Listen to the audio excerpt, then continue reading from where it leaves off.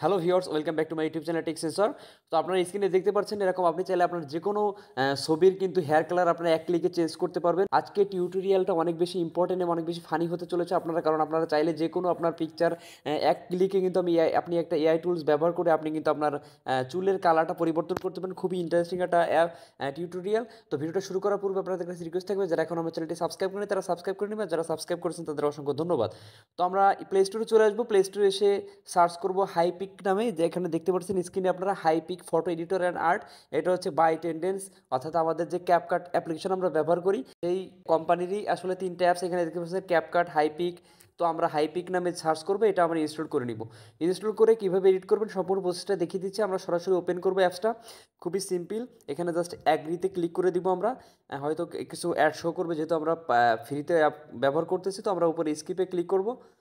এরপরে দেখুন এরকম একটা ইন্টারফেস আপনাদের সামনে শো করবে। এখান থেকে অ্যালাউ চাইলে আমরা অ্যালাউ করে দিব।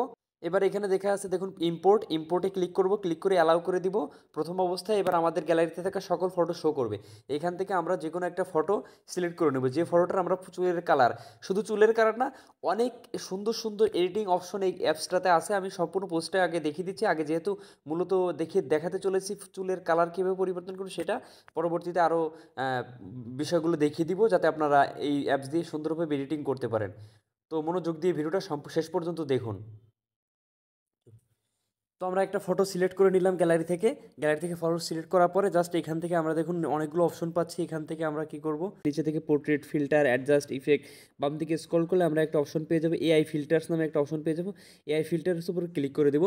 এআই ফিল্টার্স উপর ক্লিক করলেই সর্বপ্রথম আপনারা দেখতে পাচ্ছেন যে হেয়ার কালার, হট, কার্টুন, অনেক রকমের অপশন এখানে পেয়ে যাবেন। তো আমরা যদি হেয়ার কালার, তো এখানে দেখুন ফ্রিতে বেশ কিছু হেয়ার কালার অপশন পেয়ে যাবেন। তো আমরা যদি একে একে ক্লিক করি, তো আপনারা দেখতে পাচ্ছেন প্রথমটার উপর ক্লিক করলাম।